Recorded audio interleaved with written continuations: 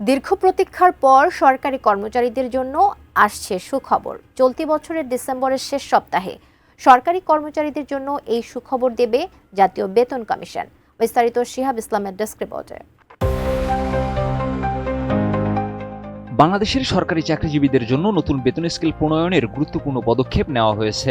2025 সালের জন্য গঠিত জাতীয় বেতন কমিশন চলতি বছরের ডিসেম্বরের শেষ সপ্তাহে তাদের চূড়ান্ত সুপারিশ জমা দিতে পারে।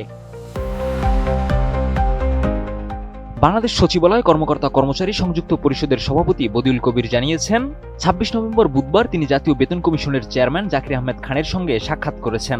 এ সময় তারা বেশ কিছু গুরুত্বপূর্ণ আলোচনা করেছেন। বদিউল কবির বলেন, 30 নভেম্বরের মধ্যে পে কমিশনের সুপারিশ জমা দেওয়ার পরিকল্পনা রয়েছে এবং 15 ডিসেম্বরের আগেই অর্থ মন্ত্রণালয় থেকে গ্যাজেট প্রকাশের বিষয়টি সম্পন্ন হবে।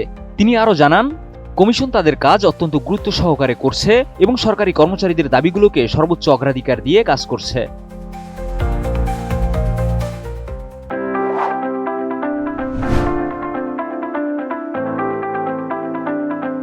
এদিকে 2023 সালের জুলাই মাসে গঠিত এই জাতীয় বেতন কমিশন গত 1 থেকে 15 অক্টোবর পর্যন্ত অনলাইন মতামত সংগ্রহ করেছে সরকারি চাকরিজীবী, স্বায়ত্তশাসিত প্রতিষ্ঠান, সাধারণ নাগরিক এবং বিভিন্ন অ্যাসোসিয়েশন বা সমিতির কাছ থেকে।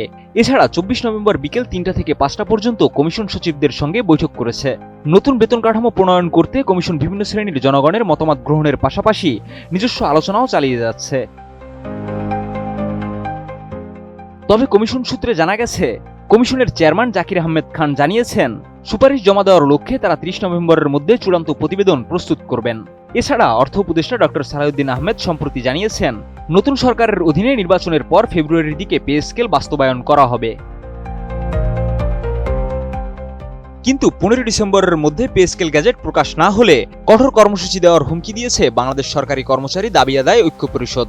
তাদের দাবি, এ মাসেই পে স্কেল বাস্তবায়ন হতে হবে।